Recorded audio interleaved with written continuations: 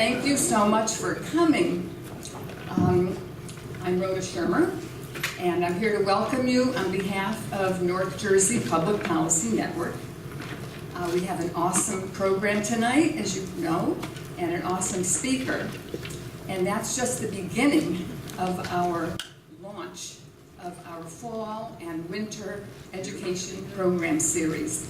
So if you had a chance to pass some of the tables with the flyers, you will have noted that we have some exceptional programs also coming up in October. One of them will be with legal scholar Marcy Hamilton, who will discuss religious freedom, our Constitution, and the latest rulings from the Supreme Court. That will be on October 18th. And then on October 30th, we have a program we're co-sponsoring with the Public Mind at FDU, and that's going to have some of the important poll directors at the Pew Research Center who will talk about the 2014 elections. So that should be a good one as well.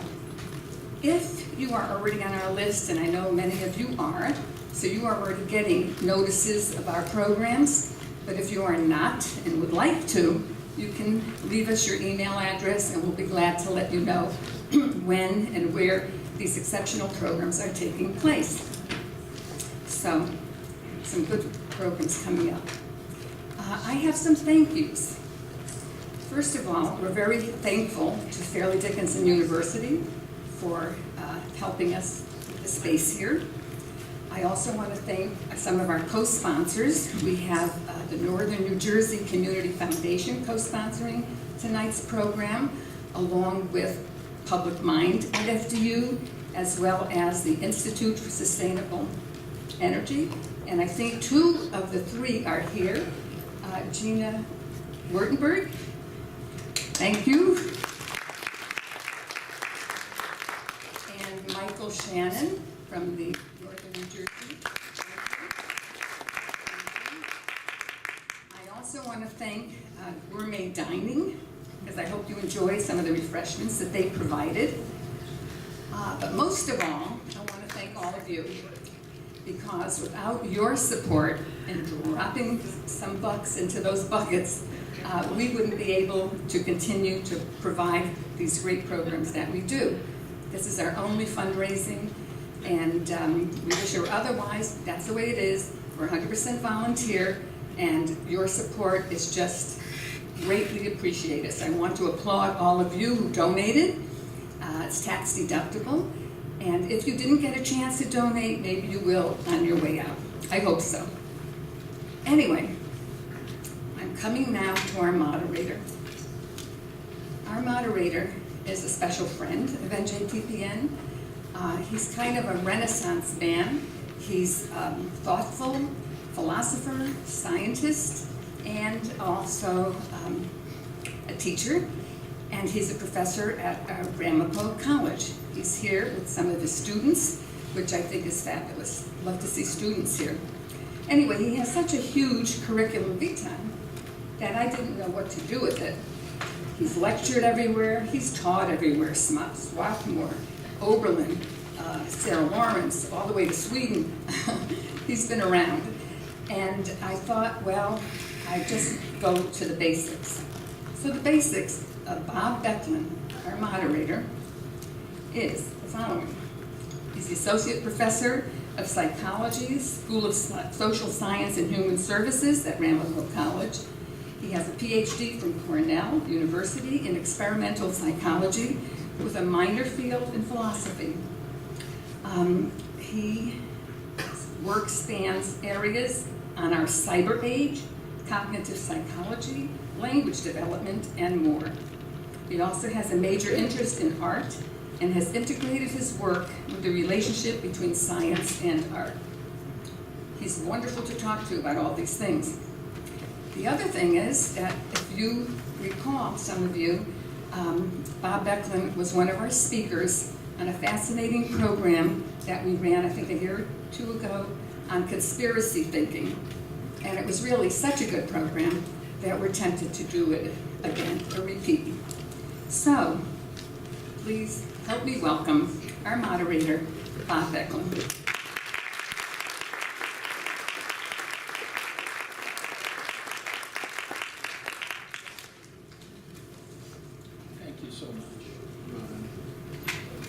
So I want to first extend our welcome to the audience. This is great to have you all here. A shout out to the North Jersey Public Policy Institute and its director, Rhoda Shermer, who has arranged this event. I've been aware of this organization for a couple of years, and I have been truly amazed at the superb speakers. And I'm not speaking about me now, but I'm speaking about really top public intellects like today's speaker that she's been able to come to speak. This is a nonpartisan organization committed to providing authoritative information on key public policy issues to its network and to the public. They couldn't do a better job. And second, I want to acknowledge our colleagues at Fairleigh Dickinson who were kind enough to host this event. Last year, Ramapo, where I teach, had the honor to host Professor Lawrence Lessig, a foremost authority on internet law and voting rights and so on. And the year before, Bergen County Community College hosted atmospheric scientist Kevin Trenberth with a terrific talk that sort of bypassed all the politics around those environmental issues. These were fabulous presentations, and you can take my word for it that today's presentation will be of the same top quality. I know because I've had the pleasure to follow Professor Haidt's work for some time, including some of his many public lectures. And by the way, I want to thank you for putting on your webpage an indication of how to pronounce your name. Because before I saw that, I was thinking, which error would I rather make here? And I'm sure I'm not the only one. So, those of you who have studied psychology at all will be familiar with some of the historic names of our field. Freud, of course, but you don't have to study psychology to know him. Now, I'm particularly referring to a movement which dominated much of the first part of the last century. It was called behaviorism, and among one of its most famous advocates was a Harvard professor named B.F. Skinner.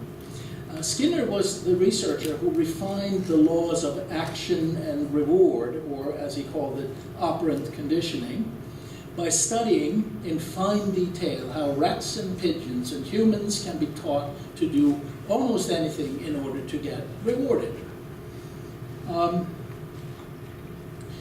Typically with food.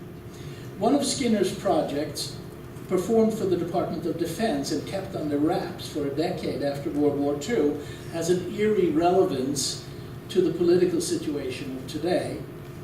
Skinner successfully taught his pigeons to pilot a drone called the Pelican, which of course inspired the title of his paper, Pigeons in a Pelican, published after the secrecy was lifted at the end of the 50s. Now, this was in the late 50s, and the behaviorist movement was inspired by two philosophical beliefs. The first was that in order to be scientific, psychology should only address that which could be mutually and objectively observed, that is, behavior. The second belief was that what makes organisms, including humans, what and who they are, at a psychological level, is experience provided by what has historically been called nurture. This in contrast to our fixed biological heritage, which was historically called nature. This nature-nurture distinction goes all the way back to the Enlightenment philosophers, though the terminology, I understand, was coined by Darwin's cousin, Francis Galton. It's the tabula rasa idea from John Locke, I believe. It's the second nurture assumption that's of particular relevance to today's talk. If everything can be explained by reference to experience, then all that's needed is to create an environment of learning that conditions us to be good people, upstanding citizens. Genes may affect how tall we are, the color of our eyes, when our hair starts to thin. But our understanding of the world around us, our preferences, our honesty, our political ideology, all as expressed through our behavior, would be entirely a matter of the environment in which we grow up. We're not responsible, we are not responsible for our actions in this extreme philosophy. Our environment is. I chuckle when I hear how some of the defenders of the abusive athletes that have recently been in the news blame the culture or environment in which they grew up for the abusive actions that we have all seen on YouTube. This is behaviorism at its most useful, I guess. As his intellectual star was at its zenith, Skinner committed the mistake that the Greek myth had warned about already back in antiquity. Don't fly too close to the sun, or the wax holding your wings together will melt. This is what Icarus did when he flew too close to the sun in the myth, and it is what Skinner did when he tried to explain the riddle of language, of how language is learned by an exclusive appeal to principles of nurture. Shortly after his book on language learning came out, the MIT linguist Noam Chomsky, which we may be familiar with from politics, but is a very nimble mind, melted the wings of the entire project, and psychology was never the same since. Chomsky and others liberated psychology from the shackles of extreme philosophical behaviorism. We now know that while we most certainly occupy a Tower of Babel, that is with 2 B's, not 3, it is equally certain that there are deeply rooted developmental forces, forces of nature, which, when modulated by surprisingly thin, seemingly inadequate environmental input, will bloom into fully articulate language, almost regardless of the input. As long as there is the opportunity for social exchange with other humans. What Chomsky set in motion, and what subsequent research has illustrated time and again, is how many of our basic preferences and abilities are rooted in genetically based inclinations that are ready to flower under much more impoverished environmental circumstances than behaviorist theories require. Skinner's project failed at the gates of language, and with it the insistence that behavior is all that we're permitted to address, that nurture is sufficient to explain the entirety of our psychology, and that evolutionary considerations are external to the field. Starting in the 1960s and continuing with increasing vigor in the years thereafter, psychology has become cognitive and evolutionary, and in recent years increasingly neuroscientific in most of its manifestations. What this means is that irrational thoughts and behaviors are not exclusively to be blamed on the culture or educational system, thanks for that. Some of it is literally built into our evolutionary heritage, and as such in need of a different kind of theoretical understanding than a purely reward-based theory of associative learning. As of today, this rich perspective has made inroads into the understanding of economic decisions, of social and political psychology. The modern framework is highly interdisciplinary, diverse, and I would say excitingly creative. One of the leading developers of this new synthesis, as it pertains to understanding different ideologies and political commitments, is tonight's speaker, Professor Jonathan Haidt, of the Stern School of Business at New York University, where he holds the Thomas Cooley Professorship of Ethical Leadership. He received his BA from Yale University, his PhD from the University of Pennsylvania, and then did postdoctoral research out of Chicago, but also India. And I gather from one of your talks that this was a very important experience, your Indian experience. He initially taught at the University of Virginia for a decade and a half, and then joined Stern a couple of years ago, as I understand it. And his research takes the lessons from language into the domain of morality, its emotional foundations, its cultural variations, and its developmental paths. Just a couple of details, and then I will end my presentation. If you wonder what your morals are like, go to yourmorals.org.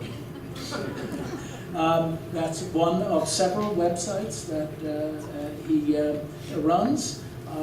Professor Haidt has been named one of the top 100 global thinkers by the Foreign Policy magazine, one of the 65 world thinkers of 2013. How about 2014? That was in Prospect magazine. He's the author of almost 100 articles, 2 books, The Happiness Hypothesis and The Righteous Mind, Why Good People Are Divided by Politics and Religion. And I think that's going to be your theme today, and I can assure you that he's a fabulous speaker.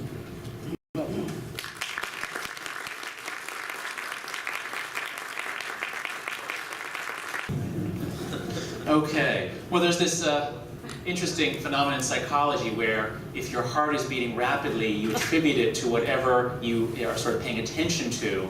And so I'm sure you're all very excited to see me tonight.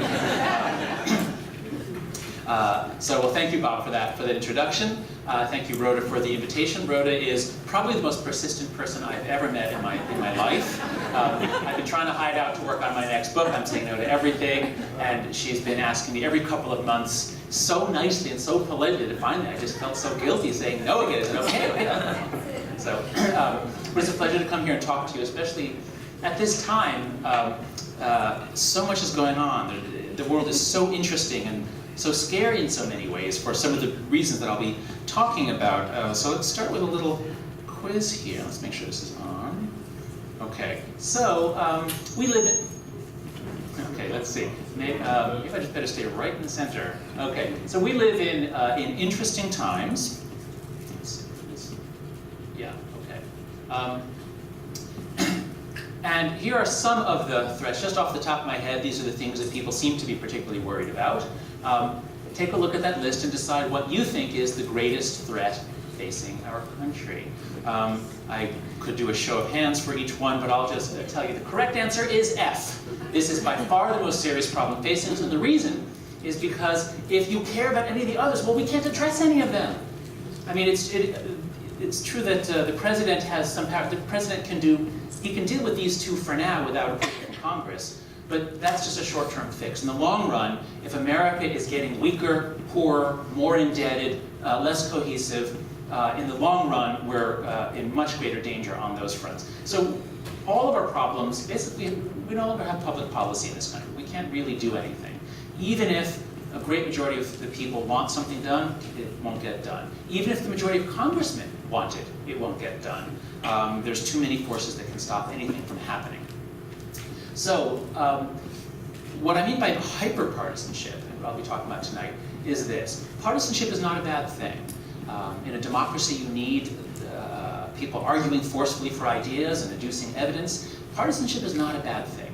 But when it gets to levels that are historically very high, and when it fails to behave in the normal way that partisanship does, there's a wonderful Arab proverb, Bedouin proverb, me against my brother, me and my brother against our cousin, me, my brother, and cousin against the stranger. So that's normal human nature. We form shifting alliances. That's normal.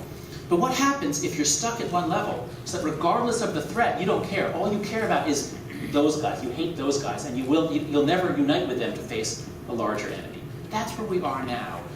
Not for most Americans, but in our political system and among many of our political actors. And that turns our politics into a negative-sum game, which is, as long as I can hurt my opponents more than they hurt me, I win.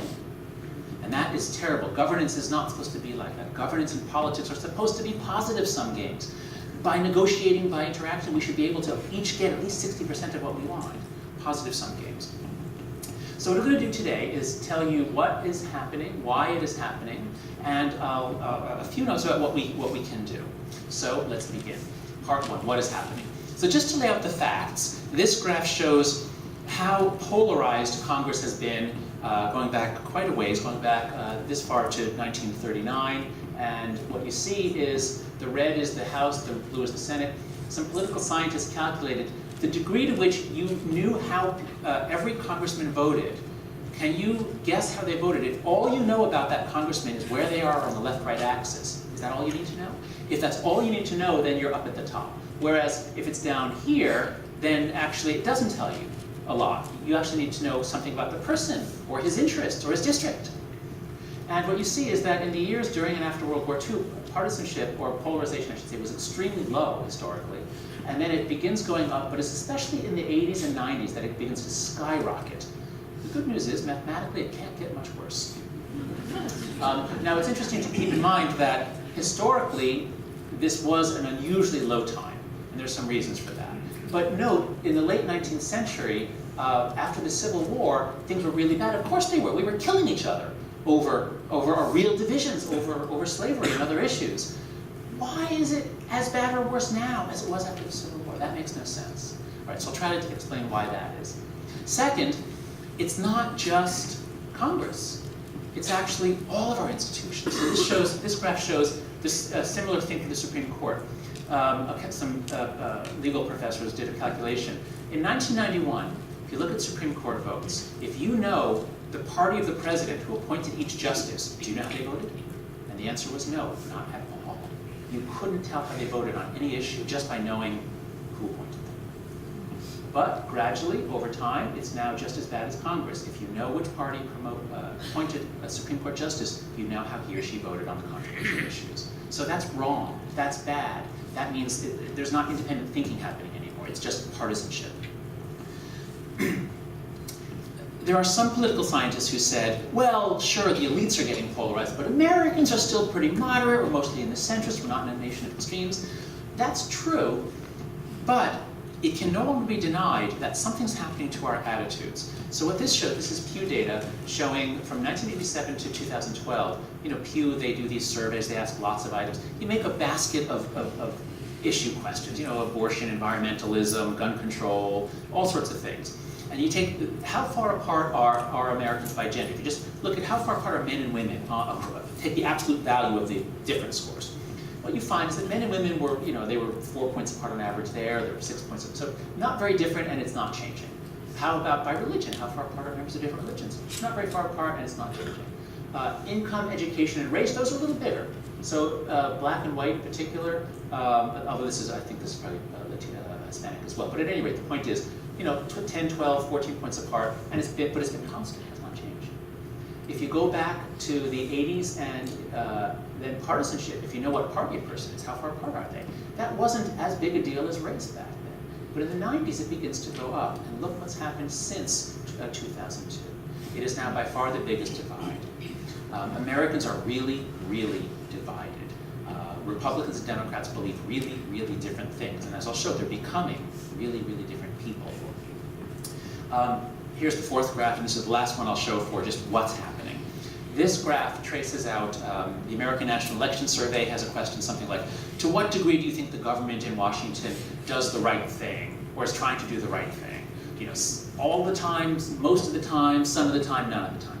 And so this is the responses, I think it was for the top two choices, basically trust in government. And there's three important features in this graph. So the first and most obvious one is that there's a big plummeting early on. And many of you who remember say the 50s, basically in America, after World War II and all the way through the late 60s, Americans basically thought their government was trying to do the right thing, that it was sincere, they largely trusted it. And then the 1-2 punch of the deceptions in Vietnam, and then Watergate. So we get a plummeting of trust. Americans used to have very high trust, now we have relatively low trust. It's actually happening all over the world, not all over the world, but in many European countries. We're not unique. But it happened in a big way in the United States. That's the first feature. Second feature, now red is Republicans, blue is Democrats. I find this surprising that the averages aren't actually different. You'd think that it's Republicans who would be most distrustful. You'd think that the Democrats are more the party of government and Republicans are skeptical of government, so you'd think there'd be a difference in the averages, but there actually isn't. What is the difference, mathematically? What is the difference between those two lines?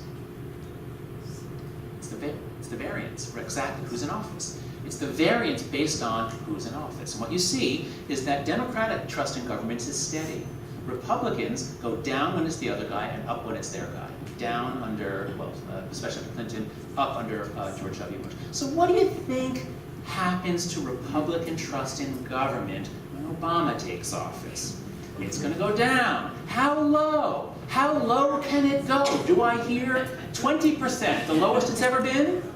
Do I hear 10%? Half of what it's ever been. The answer is 5%. And that was 2 years ago. It's much worse now. It's probably 3, 2, 1%.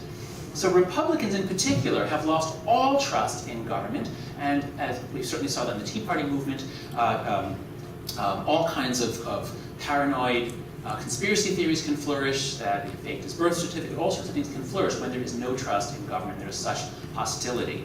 And that's why, for Republicans, if you hate government, you think it's been hijacked, the idea of shutting it down, strangling it, making it small, whatever, those make more sense to you. They feel right, you can justify that much better. So this is where we are.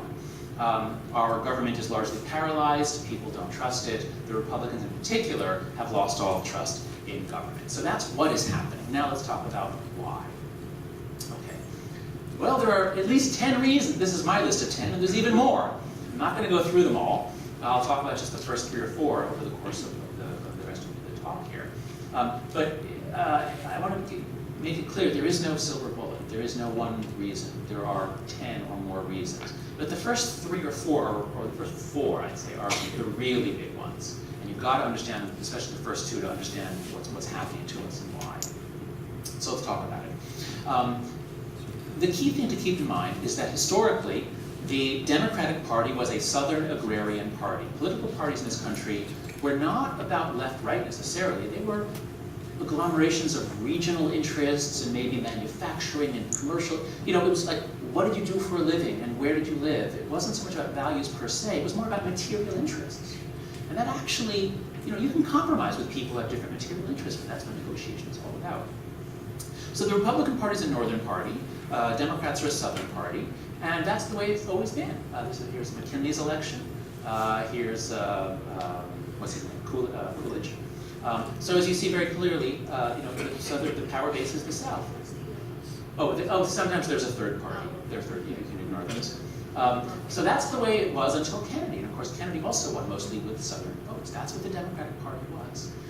Until Johnson signs the Civil Rights Act. And on the day that Johnson signs the Civil Rights Act, Bill Moyers, who was an aide to him at the time, comes in to congratulate him. He's thrilled. This is a historic, one of the most historic pieces of legislation in our country's history. And Johnson has his head in his hands, and he's morose. And Moyers says, "What's the matter, Mr. President?" And Johnson says to him, "I've just signed over the Republican Party, the South to the Republican Party for the rest of my lifetime and yours." Bill Moyers is still alive, so maybe after he passes things will change, but until then, it's not changing.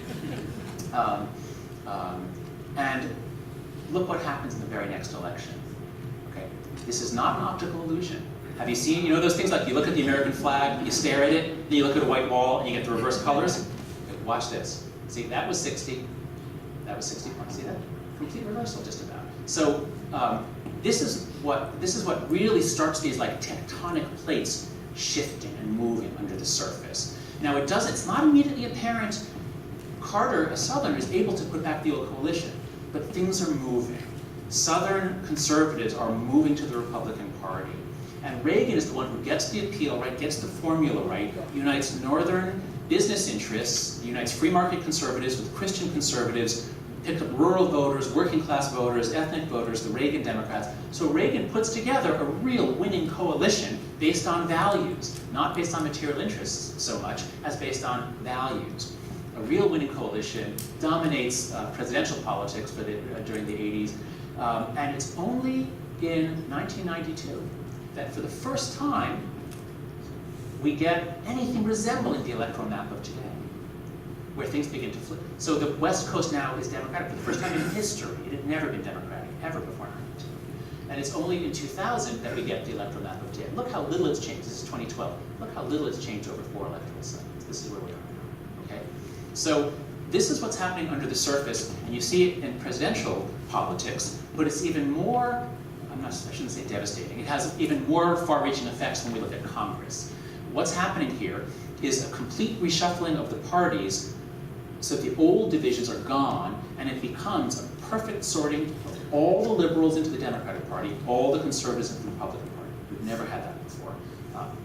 So this is an interesting way of showing the whole history of Congress, in which the side on the left is the left voting vote, the right voting party. Let's zoom in on the House. Let me explain this to you. What this graph shows is, so here are the Democrats. You've got the moderate liberals in blue, the sort of the solid liberals, and the extreme liberals in dark blue. And so if we go back to this period, from the 60s and into the 70s, look at all this red that's on the Democratic side. There were a lot of conservative Southern Democrats. The reds are conservatives who are voting with the Democrats, or the other. You can see this happening. Just this is a nice little illustration here. This was when news of the when the Snowden leaks came out and people began to see just the incredible extent of the spying from the NSA. Well, it turned out that most Democrats actually said, "Is it acceptable?" 64% said it was acceptable. Only half of the Republicans said that. But when the program had been done under Bush, it was the reverse. Now, there are some differences. I'm not saying they're identical programs. But my point is, partisans start off saying, can I believe that national security is so important that the NSA needs to be reading my email? Can I believe that? And if you like the president, or if it's your party, you can believe that. Because, of course, if it averts one nuclear bomb, it's worth it. And that was, of course, the logic that Bush and Cheney used. If it averts a nuclear bomb, it's worth anything. So, implications for civility is this. We gullibly accept claims that support our partisan prejudices, and we use all our powers to reject disconfirming information. This is why it's just almost impossible to win an argument in politics or not. Secondly, we live in two separate moral matrices, like the movie The Matrix. We construct these consensual hallucinations, and then we live in them with our co-partisans. The other folks, they live in their hallucination. We know that theirs is a hallucination. Ours is reality rooted firmly in science. Now, where do these worlds come from? Why do we do this? So now I'll move on to the second. This is the larger point about where most of my research has been on the moral foundations of politics. So my task since the 90s, I was just fascinated by both evolutionary psychology and how clearly our brains evolved just as much as our hands and our teeth did. And so much is universal about human nature. Yet at the same time, I was reading a lot of anthropology, and my God, do things vary across cultures, especially in morality. And you read the Old Testament, and you compare it to Confucian morality, modern morality. It's, morality varies. So how do you put that together? And the answer that I came up with a number of colleagues is that there are six areas. These were sort of links in which you could sort of see the evolutionary story and the anthropological findings showing that it was universal. These are, I think, the six best candidates for being the taste buds of the moral sense. These are the foundations upon which human morality is built. I'll just run through them very briefly. Just to show you the data first, at yourmorals.org, if you go there, you can take surveys and measure your own morality. People, when they arrive, they register. If they say they're very liberal, then they get very high scores on questions about care and harm and nurturance, things like that, and also on fairness and liberty. But that's basically the moral world there. Whereas on the right, they actually get fairly high scores on everything, on all six of these foundations. The left is focused on just three, and especially care is preeminent. On the left, they're very concerned about violence, victimization, oppression. So just to run through them very briefly, the idea is this. We're mammals, and what that means by definition is that we nurture our young. We have live births, and then we nurture them for a long, long time. Humans far longer than any other species. So obviously the female body is prepared for nurturance, but the human male brain is actually also prepared for it. Chimpanzees, nothing. Chimpanzee males do pretty much nothing. But human human male brains are rewired by prenatal hormones, so that human males actually do quite a lot of nurturing, fall in love with their children. And so these sentiments, these concerns become a set of emotions upon which we see the world through. And so if you see someone being cruel to an animal, it's not your child, but you still feel horrible. Or if you see someone being cruel emotionally, you still think it's wrong. So on the left, it's a huge part of the morality. These are photos I took at Occupy Wall Street. Compassion is a new currency, free empathy. I can't hurt another without hurting myself. You don't see signs like this at the Tea Party. It's just not really about compassion. Any guess who, well, here you see Be Kind 3, he tells you we vote for Obama. But here's a car in Charlottesville that I photographed. Stop the genocide, save Darfur, humane eating. What do you think the political party that person is? That's not about politics. Those are not even political issues, or partisan issues particularly. But if a person is telling you, I decorated my car using one moral foundation, and that moral foundation is the care foundation, these days, you know they're a Democrat. The second foundation is fairness. Fairness is universal. You'll never find a human society that doesn't care about fairness. On the left, fairness tends to mean equality.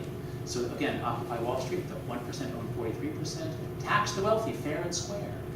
Because how can they let us go hungry every day? If there are people who don't have enough food, then the fair thing is to take the money from people who have more money. So on the left, fairness means equality to a large extent, but on the right, it means proportionality. So these are photos from the Tea Party, or Tea Party rally. Spread my work ethic, not my wealth. It is unfair to simply take my money so that people who don't work can have money. That is not fair. Stop punishing success, which is what graduated income tax does, and stop rewarding failure, which is what welfare programs do, at least according to on this worldview. The third foundation is liberty. All Americans value liberty. Here's the Great Seal on the flag of my former state, Virginia. Anybody ever notice that the flag of Virginia has a murder on it? Isn't that a weird thing to put on your flag? But the flag was made in the late 1770s when the American colonies were in revolt, and they were all talking about liberty. They sort of put it up as something they could circle around and worship. And they had and the whole Declaration of Independence is a list of the terrible, oppressive things the king was doing to us that united us. So, in the desire to take them down and throw them off. So 6 semper tyrannis, thus always to tyrants. So there's a wonderful a primatologist actually who's shown that this is common in other primates as well. The urge when there's an alpha male bully, it triggers the desire among the others to unite, to take them violently if necessary. Okay, so now look at this image from Occupy Wall Street. If the 99% could get together, this says 1% there, they could crush and kill those rich bastards. That's deep psychology. If you feel oppressed, you want to unite and kill the guy. So on the left, the oppressor is the rich, the 1%, the corporations, capitalism. On the right, it's very much the same psychology, only the bully is government. Government is trying to take your money, tell you how to run your business, tell you how to recycle, tell you how you can hire and fire people, all those sorts of things. So in that case, left and right have the same psychology, but they apply it to the fourth foundation is loyalty and betrayal. The idea here is that there are a number of animal species that can cooperate, but they're always siblings. There's only one species on Earth that can cooperate in very large groups that are not siblings, and that's us. We evolved for war. We have had intergroup conflict, violent intergroup conflict, for hundreds of thousands of years. We love war so much that we invented football and other team sports, which are just ritualized warfare.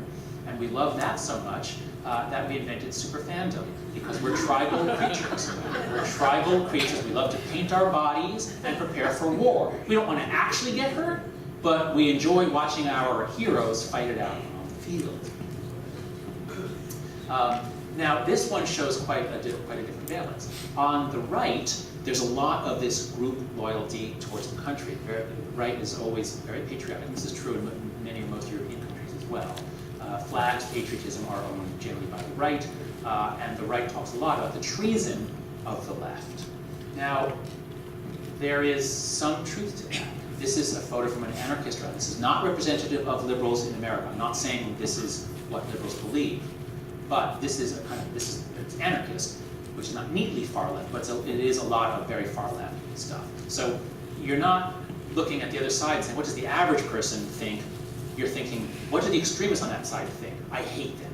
And so that's what the right is able to do, because there's enough of this on the left. And if you don't believe that it's representative of the left, think about the most important song ever for the left. It's John Lennon's song, Imagine. It's one of the most important songs. And it's basically this, only in more polite language. The fifth foundation is authority and subversion. We're primates. Primates evolve for hierarchy. We're very good at it. On the right, there's generally an endorsement of hierarchy, not across the board, but the God's in charge, so shut up. That could never happen at a Unitarian church, right? Never happen. Whereas on the left, this is that for the nation, insubordination. That means you're undercutting authority. Celebrate undercutting authority, because authority is bad. Authority is oppression. So it's good. If you see authority, subvert it. So very, very different attitudes towards authority. And the last one is purity and sanctity. This is one which you see especially. It's faded out a lot in the modern world. It used to be in the Victorian era, it was part of everyday education. It was in college. People talked about chastity and sanctity and purity and all that sort of stuff. This is a medieval painting the allegory of chastity. It's the Virgin Mary, basically in a rock chastity belt with a pure stream of water flowing beneath her. And it's not just lions guarding that water for chastity, it's lions with gold shields. So it's really heavy iconography here. And so that sort of imagery, that idea, appeals more on the right, and especially the religious right. On the left, there's generally a rejection of this way of thinking because the left is focused on victimization and equality, and of course women tend to bear the brunt of chastity regulations. So an image from the left, from Madonna's book Sex from the 80s, a rather different portrayal. And actually, I can't believe I didn't notice when I made this slide. I didn't even notice at first that it's Madonna and Madonna. Like I didn't even realize that. So here's a photo from a car in Charlottesville. Your body may be a temple, but mine's an amusement park. You stupid, prudish conservatives, is what this guy's saying. He voted for change, what the Democrats I took this photo out of Occupy Wall Street. Nothing is sacred. I have no idea who made it or why, but you could never see such a sign at a conservative rally. It could not happen. So that's the lay of the land. I've shown you these 6 foundations. I've shown you how left and right differ. Let's just look at them in action. So there was a debate last year over immigration. Even if you didn't know that this was a Democratic senator, if you just read this, if you think about immigration, my God, all those poor children, humanity, due process, civil liberties, children, victims. So that's the way the left would think about a complex issue primarily. There are other issues, but that is foremost in the thinking. Whereas a conservative is mostly concerned about foreign enemies, threat, guard the borders, patriotism, nationalism, keep them out, punish those who are trying to cheat and get away with something. So very, very different application. A single issue, we see it from just very, very different perspectives because of these different moral foundations. So liberals build their moral matrix on care primarily, also on fairness, of course, and liberty. All Americans care about fairness and liberty. They therefore see conservatives as cruel, callous exploiters, lackeys for the capitalist system of oppression. Social conservatives return the favor. They see liberals as naive, bleeding hearts who will trample on every other foundation, fairness, individual liberty, everything. They'll trample on anything to protect their sacred victims. And so if that's the way our culture is divided, is it any wonder that people demonize people on the other side? So very briefly, the third one, and then we'll wrap up. The third principle is that morality binds and blinds. As I said, we're the only species that can cooperate to do big things. There are species that can do big things, like build beehives that are thousands of times larger than any individual bee, but they're always sisters, or sisters and brothers sometimes, but in this case they're sisters. There's a termite mound, millions, billions of times bigger than an individual termite. It's 20 or 30 feet tall. But they're all siblings, they're all children of the same single female. And so their genetic interests are identical. That's the way nature has found to build large structures. Oh wait, there's an exception. This is a reconstruction of early Babylon, and this is too much too long. Humans can do this too, but how do we do it? Was it built by siblings? Not at all.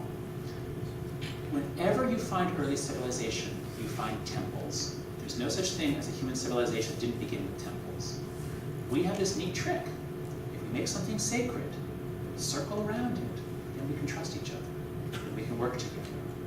And so you find temples, you find the worship of ancestors, sacred rivers, people, books. These are Muslims that pray in Mecca around a sacred rock inside of that structure.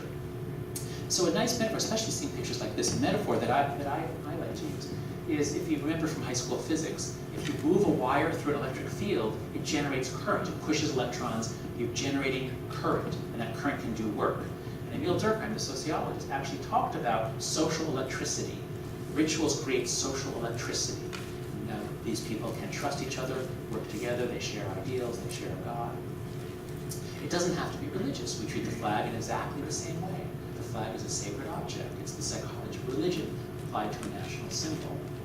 But when you do this, when you engage in this electrification, you get a polarity. You get a positive and negative pole. Our side is perfectly good. We are angels. The other side is perfectly evil. Everything about them is bad. We shouldn't compromise with them. If we could, we should just kill them. And that's very deep in human psychology. That's what's known by historians of religion as Manichaeism. Manichaeism was a 3rd century, somewhere in the Persia, Kurdistan, in that region, who preached that the world is a constant fight between the forces of good and the forces of evil, and that line runs right through every human being. We all have to declare, are you on the side of good or the side of evil? Manichaean thinking. And so, this New Yorker cartoon, here it's because we're right and they're wrong. So we get stuff like this. All right, so if that's the psychology, now let's put it all together. So what I've told you is that there are these 10 or more things that have been happening to us historically, mostly they have their origins in the 60s and 70s, but they only really hit in the 90s and the 2000s. They're all really very recently coming together.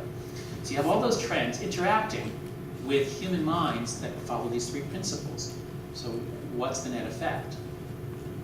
The net effect is, of course, demonization. You see the other side, and you see imagery like this. If not in image, then certainly in language. We demonize the other side. We think they are truly evil.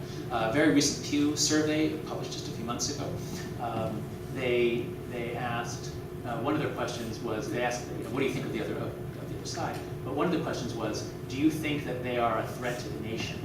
And what you find is that 27% of Democrats and 36% of Republicans say yes. But among those who are ideologically consistent, so a lot of Americans are still near the center, but of those who are fully liberal, they believe all the liberal stuff, or fully conservative, they endorse all the conservative attitudes, then it's majorities, especially on the Republican side, majorities think that the other side is a threat to the nation, which again would justify any dirty tactic to stop them from destroying our nation.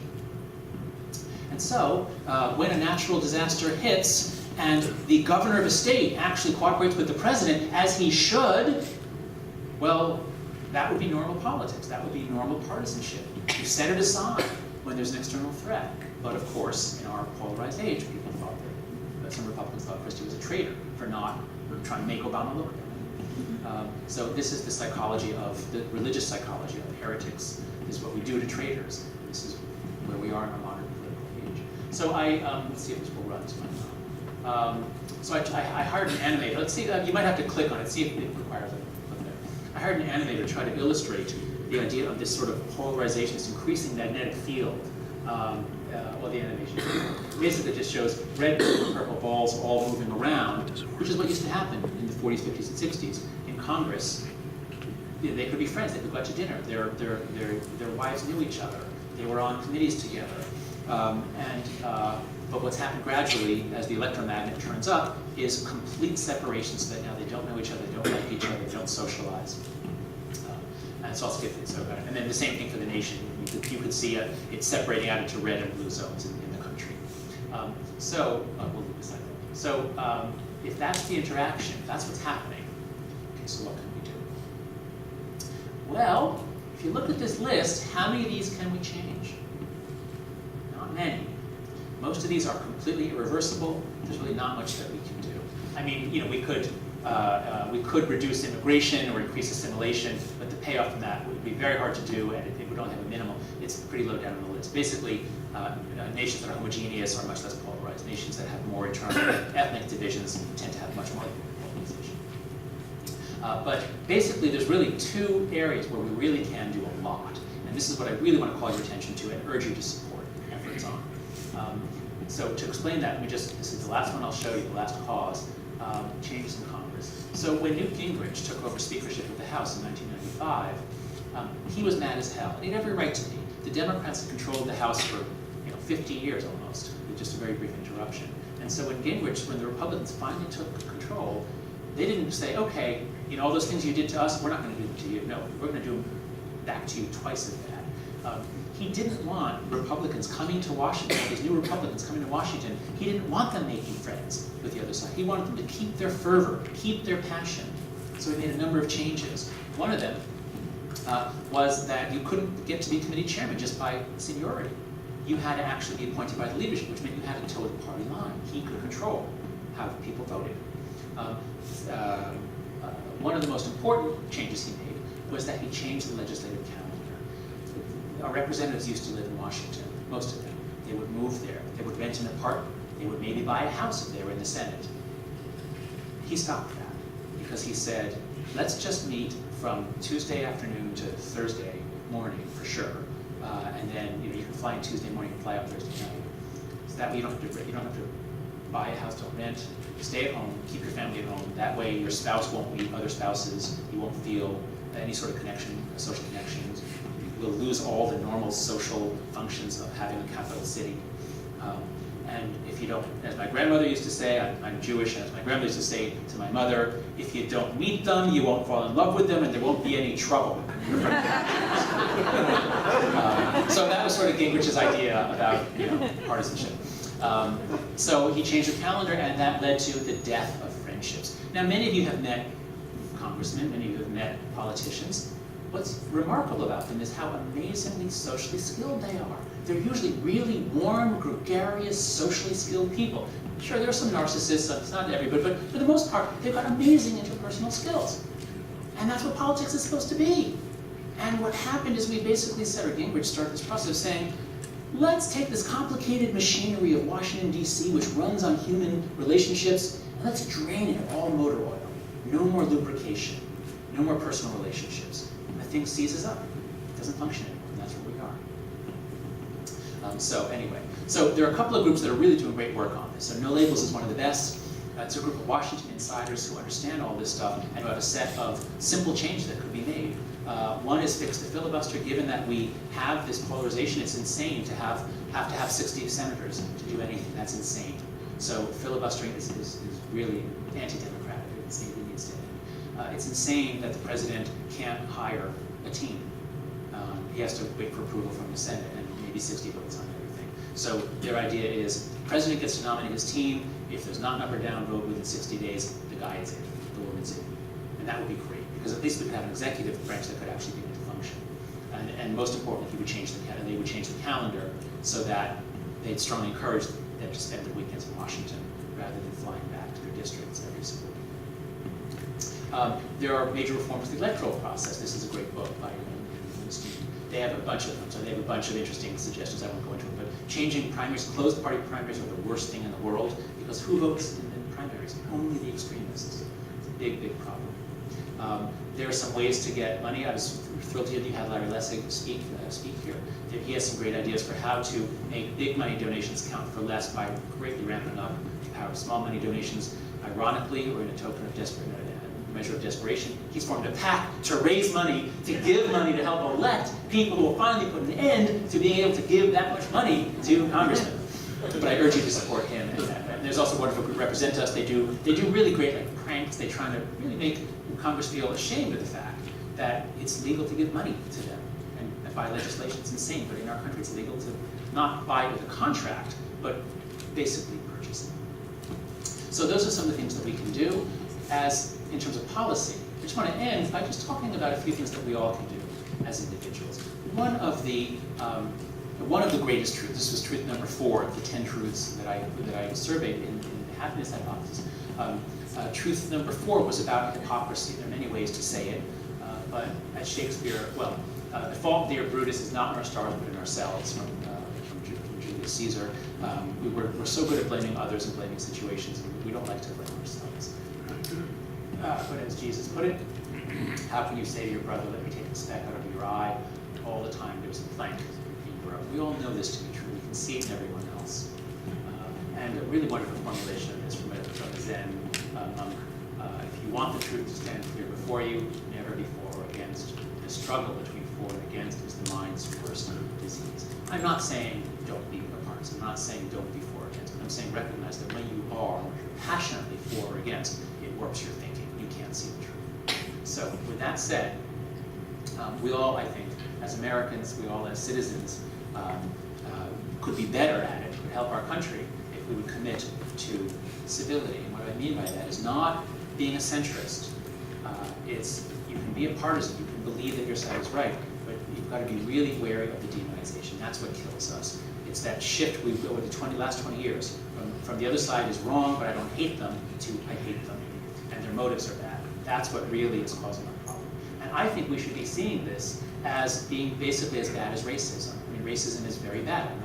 I'm not minimizing that, but I'm saying we had a national emergency, I would say. We were complete hypocrites about race from our founding all the way through the 60s.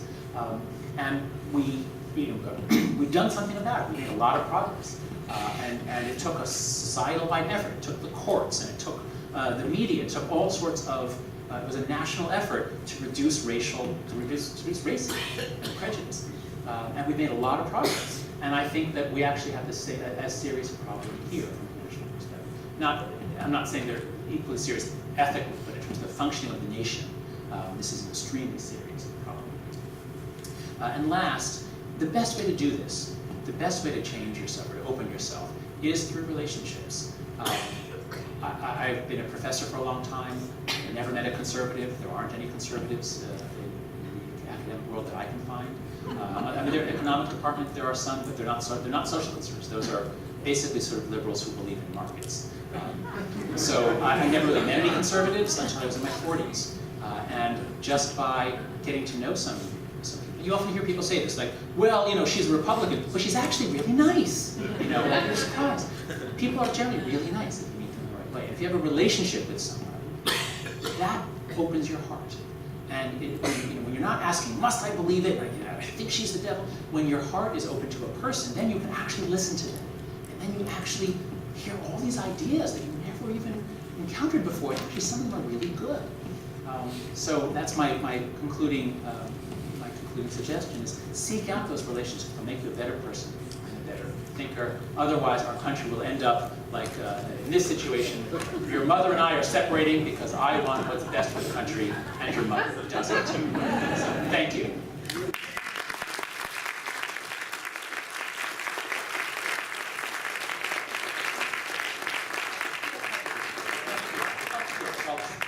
I welcome your questions. Just stand up and say it nice and loud. Please go ahead. Oh, do we have is there a microphone? Yeah. Okay, let's try that. If you don't mind. Is there just one microphone or is there two? Okay, oh good, so we'll, all right, so yeah, if you don't mind coming to the front of the aisle here.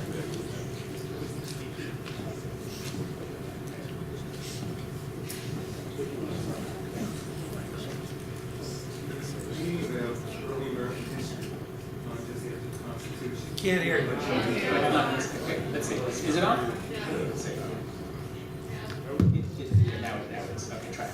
And talk right into it. In reading about the early republic, time just after the adoption of the Constitution, the election of 1800, it seemed like the people had the same kind of attitude you're talking about, that the Democrats, Republicans, and the Federalists saw each other as enemies. And my question is, to what extent did they overcome that to work together? Of course, the country's very different now. So are there lessons we can learn in how they overcame that to work together, at least up until near the Civil War? Right. So no, that is a great question. And if you remember the graph that I opened with, you know, we see everything is getting worse and worse and worse, but actually, in so many ways, the mid-20th century was an historical anomaly that we'll never go back to. And of course, if we look at the media, our media is so polarized. Well, back in Jefferson's day, and when they were debating the Constitution, every newspaper was partisan, and they all were full of lies. So our time is not unique. Things were pretty nasty around the time of the founders. I don't know if it was that way during the fighting of the Revolutionary War. War tends to bring people together. But once the threat is gone, then yes, things often come apart. Are there lessons to be learned from that day? That's a great question, and I really should need to read more about that period. I just don't know. I don't know the history well enough to know what happened. Now, in part, the federal government back then didn't really do very much, and that's the way the founders designed it. They wanted the federal government to do as little as possible. So paralysis there wasn't really so urgent. It's only in the 20th century, big wars tend to produce big governments. So World War I, governments all over the world jump up. And then World War II, they jump up gigantically higher. And then the Cold War, even higher. So we now have a gigantic federal government, and it's not an option to have it not work. So I'm not saying that things were as bad back then in terms of paralysis. You've probably seen the numbers that the last Congress was the least productive in America's history in terms of the number of things passed. Somehow they were able to actually pass legislation back then. We're not able to pass legislation anymore. So I don't really know. I don't know what it took actually back then to get us out. I need to read up on it. Thank you. Yes? Can you say anything about the measures you used to say that the conservatives are becoming more conservative and the liberals are becoming more liberal? What I think of in particular is such issues as abortion, capital punishment, and birth control, homosexual marriage, and so on, in which, you know, the liberal-ish side just wasn't there.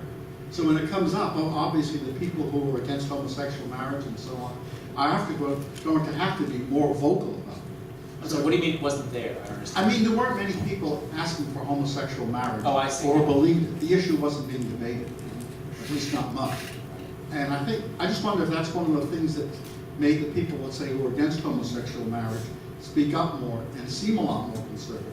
And similarly with all the other issues. And does that tie in with any kind of measures of conservatism or extremism that you use? Right, no, that's a really good question. So first let's distinguish between what's happening in Congress, where I showed you those graphs. Congress is really far apart now, like the moderates are gone. Abortion, we haven't changed actually very much. Abortion, Americans aren't more at the extremes. In fact, on that issue, the country's actually moving a little more pro-life because of the influence of these high-resolution ultrasounds. So my emphasis in my research is on the role of emotion. And so let's take abortion and gay marriage. Abortion, of course, during the era of women's liberation and equal rights, this was very much a women's rights issue. And gradually, as women made progress there, and it didn't seem as pressing, the discrimination didn't seem as clear, but now these ultrasounds are showing these sort of what look like babies, right? So now people are having a much more visceral feeling of horror at abortion. So Americans are moving a little more that way. Gay marriage is so interesting because it's one of the really few cases where what we see is not just a cohort effect, it's actual people getting more moderate. And what happened there was this. 5% of people are gay. That's true across cultures, across history. 5% of people are gay. But nobody knew anybody who was gay, or at least they were in the closet until AIDS. AIDS led to coming out movements and outing movements. So in the 80s, suddenly, there are gay people everywhere. People know gay people.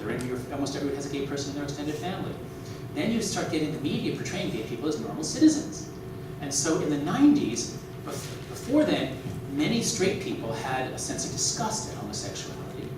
And then by the 90s, once you simply see it, if you know people who are gay, you have friends and family who are gay, it's on TV, you lose the visceral, straight people lost some of the visceral disgust, frankly, that they had felt. And once you don't feel disgusted by it, then suddenly the logical argument is like, well, if we love each other and we want to have children together, why shouldn't we marry? And if you're not disgusted by it, suddenly you think, yeah, why not? So once the emotion was drained out, bang, it moved amazingly quickly. So that's the way that I like to look at these things. Look at the emotions as well as the team memberships. I'm not sure if that answers your question exactly, but I think each issue, the issues often have different stories to them. Thank you.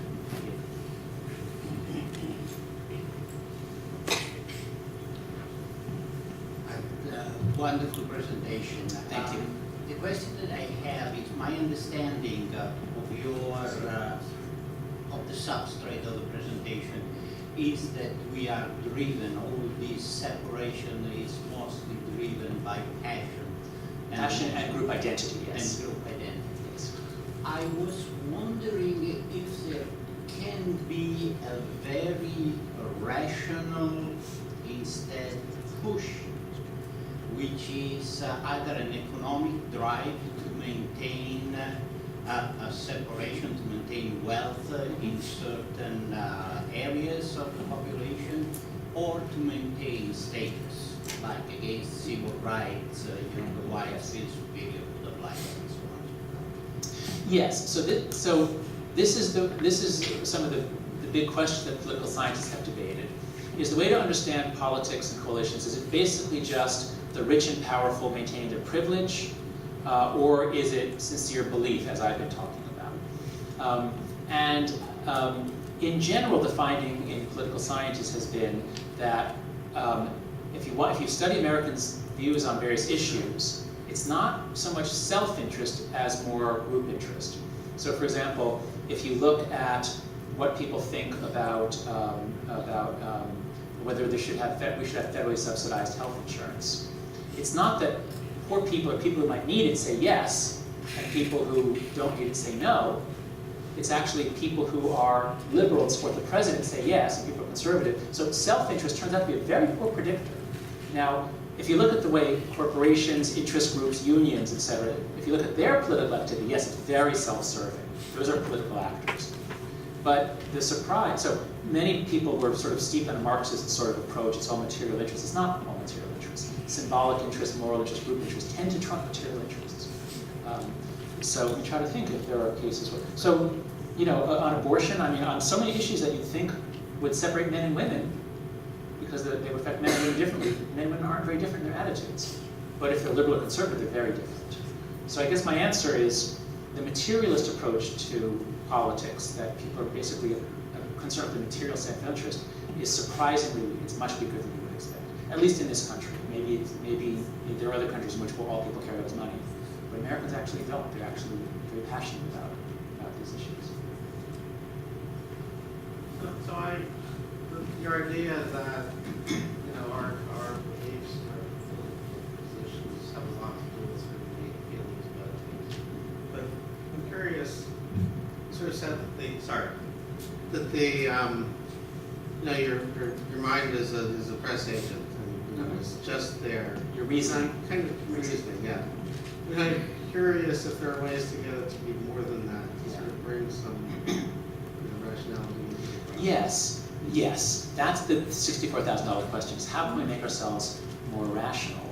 And, well, there might be people who think we don't need to. I think that we would be much better off if we could be more rational. So I'm 50, many of you remember the movement in the 80s to teach critical thinking skills. It was a big deal, it was all over the newspaper. You're going to teach kids critical thinking skills. Do you hear about that much anymore? Is that still Well, okay. But there's not a lot of evidence that you can actually teach it in a way that generalizes. Right? And so if you can't really teach kids to look on both sides of an argument, and you can't teach them to weigh evidence about things that they don't care about abstract things, it's very hard to teach them to do critical thinking about things they don't care about. So now ask them to think about things they do care about. You expect them to look on both sides? Nobody's found a way to do that. So I don't think that we can make individuals more rational. But here's the way to go. Science is amazingly rational. And it's not because scientists are so brilliant. And it's not because scientists are so rational. It's because science is an institution invented in Europe in the 16th and 17th centuries, in which one irrational person is in love with his own theory, collects confirming evidence, puts it out there. Someone else who's not in love with that guy's theory says, well, actually, must I believe it? No, I don't have to believe it. Here's why you're wrong. And everybody else looks on and says, oh, he's right. So as a group, you get a bunch of people who are irrational in the way that I described. You put them together in an institution in which the confirmation biases cancel out, and what emerges is reason. Okay? That's what democracy is supposed to do. That's what the, quote, greatest debating society in the world, what are the Senate, they fancy themselves as the greatest deliberative body in the world? BS. Maybe they were briefly at various times. The Senate is pathological. But it could be effective if there were good relationships, if there were rules, they have rules of decorum, that helps. So democracy, properly done, can produce reason. Democracy done as America does it, does not produce reason. And so we can't solve basic problems. We can't solve immigration. We have our immigration policy is a disaster for the immigrants, for the country. It's a disaster. 90% support. We can't do it. We can't do anything. Yes. One of the things you've been doing is challenging a lot of the research in the university system. There's too much of a group of people are thinking the same way. And yes, everybody's liberal, yes. One of the important values that's been handed down to us from the Enlightenment is the scientific method. Yes. I'm curious as to your thoughts. Do you still believe in the scientific method, or do you not believe in it anymore? Oh, no. I believe in the scientific method very, very strongly. If the method is you have hypotheses, you test them, you reduce evidence, other people challenge it, I believe in it very, very strongly. So what's your name? My name's Adrian. So what Adrian's referring to is, so I'm a social psychologist, and I was asked to give a talk at the main conference of social psychologists on the future of social psychology. And I told the president of the organization, I said, I don't think you want me to do that, because what I'm going to say is that our field is so hopelessly leftist that our science is breaking down. And he said, no, go for it. That would be a great message. So I gave that talk. It was written up in the New York Times. And there were some people in my field who were mad at me, but actually I wasn't ostracized. And a lot of people realized that it's true. And at the time I said, there's only one conservative. His name is Rick McCall. He's a professor at Bryn Mawr. And I did an internet search. I asked all sorts of people, can you name a conservative? Nobody could. Just one guy. And in the years since then, nobody's found another. And people are coming to see this is a problem. So I have a paper. There's a few other I used to be very liberal. Now I'm a non-political. But me and a few other non-liberal. There's some centrists. There's some libertarians. We wrote a paper together, really working through the argument of what is science, what is the scientific method, what is confirmation bias. There's all this great social psych research on what happens if you have a minority within your group challenging the majority consensus. It actually helps the majority get smarter because somebody challenges them. Whereas if nobody challenges you, you get lazy, you get stupid, you don't even bother doing rigorous thinking. So I believe strongly in the scientific method. What you need for science to work is you need people who can disconfirm the prevailing prejudices.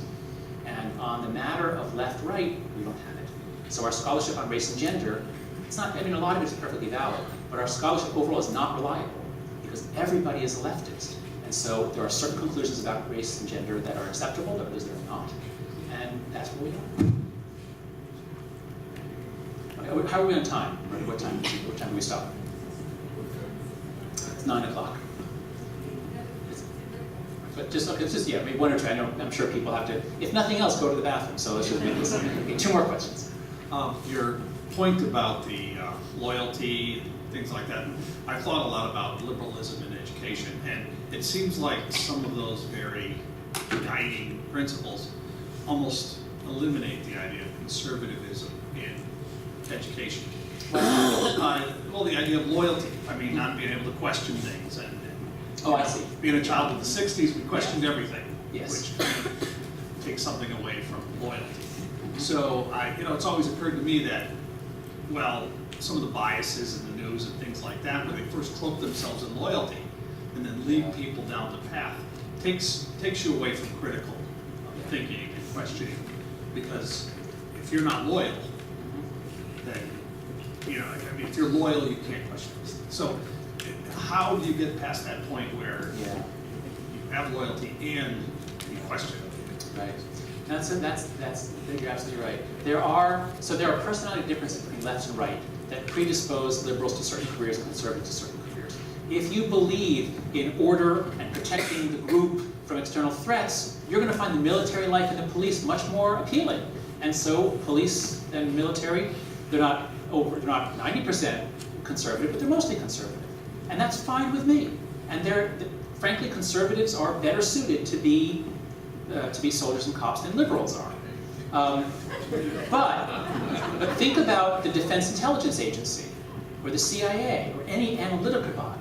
And if that is 90% conservative, we're in trouble.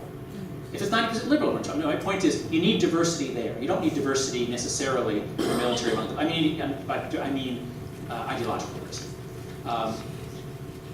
There are reasons why liberals gravitate to academia and the press. So I gave my talk about how there are no conservatives in the academy. Lots of journalists covered it, and privately they also make the same thing in the journalism. All journalists just about on the left. Even at the Wall Street Journal, they're mostly on the left. Because journalists, you go in, you want to question authority, expose the problems, you want to change things, you want to fight for justice, you want to do all sorts. So yes, there are that's why fields will lean one way or another. And there are certain fields in which that is so toxic that it should be an absolute priority to have sort of affirmative action, almost to undo it. And any field where the job is to be cohesive and work together, you want uniformity. So in a Marine group or anything else, actually the more similar, the more effective. But if the job is to find truth, you've got to break up that group. You've got to have some ideological diversity. So you have to work for it. Okay, last question. Your last suggestion was make friends on the other side. I have a lot of friends and relatives on the other side, but they don't want to discuss the issues. They'll state their position, but as soon as you ask them to look at the implications of that and bring up some facts, studies in order to cover it, their eyes glaze over. Do you have any suggestions on how you can get people to be more open to actually discussing their positions? Yeah, you know that old joke of the guy goes into the doctor and he says, "Doctor, it hurts when I do this." And the doctor says, "Well, don't do this." So that's my advice to you. Stop doing that, okay? So stop saying, "Well, let's look at the implications of your view. Let's bring in some evidence. Aren't you wrong?" So don't stop doing that. That's not going to work. Much more effective would be to say, start. So I'm sorry. Are you on the left or the right? Okay. What's your second? Oh, I didn't see. I saw bad politicians are elected by good people who don't vote. So that's a nice nonpartisan button. And then People's Climate March, liberal, liberal. So much more effective. So read Dale Carnegie, How to Win Friends and Influence People. And I summarized some of that in Righteous Mind. Start off this way. You conservatives are really concerned about government spending, and man, I've seen the budget projections, and if we go on this way, we're not just impoverishing our grandchildren. We're crippling America. You're right. We are spending too much. Start by acknowledging what they're right about. And I assure you, both sides are right about a lot. Start by acknowledging what they're right about. Then you can say, and liberals fought on this position, or they argued for this, and it turns out we were wrong. We were wrong on this or that, So if you do anything to acknowledge, to muddy things up, then people instantly say, oh wait, he's not just a warrior out to get me. Because we're used to these arguments as two lawyers facing each other. Neither one is going to concede an inch, and the other guy is just trying to win. But if you start by saying, you guys were right about some stuff, my side was wrong about some stuff, you're saying, I'm not a lawyer. I'm not here to prosecute you and fight every inch. Then you activate what's called reciprocity. What you often will get is that person saying, yeah, thank you for saying that, or yeah, we were absolutely right about that. But you guys were right about this or that other thing. Might not happen the first time you do it, but often it does. The power of reciprocity, it's in negotiating when you make reciprocal concessions. It happens in marriages, it happens all over the place. So be much more indirect, acknowledge, and then you'll find that they open up, they leave, they go off of battle stations. So that's my advice for how to approach it. Okay, thank you.